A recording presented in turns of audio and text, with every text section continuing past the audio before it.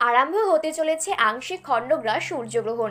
দিনের বেলাতেই গোটা পৃথিবী জুড়ে নেমে আসবে ভয়াবহ অন্ধকার, যার ফলে আগেভাগেই জনসাধারণের মধ্যে পড়ে গিয়েছে শোরগোল।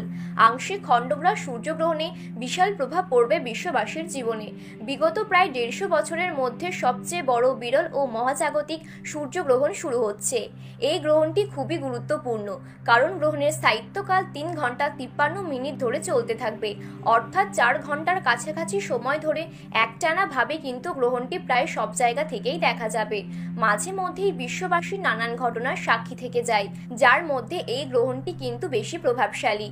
তো বন্ধুরা, বাংলাদেশ এবং ভারতের কোন কোন জায়গা থেকে এই সূর্যগ্রহণটি দেখা যাবে, তারই পাশাপাশি গ্রহণটি ভারত এবং বাংলাদেশের সময়ে কখন শুরু হবে এবং কখন শেষ হবে, গ্রহণের মধ্য সময় কখন থাকবে, কতক্ষণ পর্যন্ত গ্রহণের প্রভাব দেখা যাবে, সূতককাল কখন থেকে শুরু হচ্ছে, এই সময় আপনারা কি কি নিয়ম কানুন পালন করবেন, বিশেষ করে গর্ভবতী মহিলা এই সময় আপনারা কি কি করবেন আর কি কি করবেন না, এই সমস্ত বিষয়বস্তুকে কেন্দ্র করে বড় বড় জ্যোতিষ শাস্ত্রবিদরা কি কি তথ্য জানিয়ে দিয়েছেন। তো তাই কিন্তু আমি আজকে আপনাদেরকে জানিয়ে দেব এই ভিডিওটির মাধ্যমে।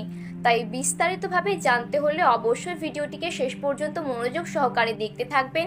এবং আপনার জেলার গ্রহণ সম্পর্কিত যে কোনো খবরের আপডেট আপনি যদি সবার প্রথমে পেতে চান, তাহলে অবশ্যই নিজের জায়গার নামটি কমেন্ট বক্সে লিখে জানাবেন। আর ভিডিওটি ভালো লাগলে একটি ছোট্ট লাইক করে উৎসাহিত করবেন এবং আমাদের ইউটিউব চ্যানেলটি সাবস্ক্রাইব করে পাশে থাকা বেল বাটনটি অল করে রেখে দেবেন। তাহলে চলুন বন্ধুরা, এক নজরে দেখে নেওয়া যাক। ইংরেজি তারিখ অনুযায়ী 29শে মার্চ এবং বাংলায় 15ই চৈত্র 1431 বঙ্গাব্দে শনিবার এই সূর্যগ্রহণটি সংগঠিত হবে। তো ভারতবর্ষ ও বাংলাদেশ থেকে আংশিক খণ্ডগ্রাস সূর্যগ্রহণ শুরু হচ্ছে ইংরেজি 29শে মার্চ 2025 সাল এবং বাংলায় 15ই চৈত্র 1431 সাল শনিবার।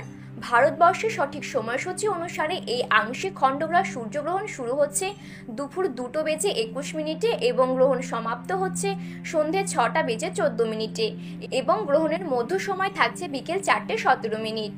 এবং বাংলাদেশের সঠিক সময়সূচি অনুসারে এই আংশিক খণ্ডগ্রাস সূর্যগ্রহণটি শুরু হচ্ছে দুপুর 2:51 এবং গ্রহণটি সমাপ্ত হচ্ছে সন্ধে 6:44 এবং গ্রহণের মধ্য সময় থাকছে বিকেল 4:47। ভারতবর্ষ এবং বাংলাদেশের প্রায় প্রত্যেকটি জায়গা থেকেই দেখা যাবে এই সূর্যগ্রহণটি।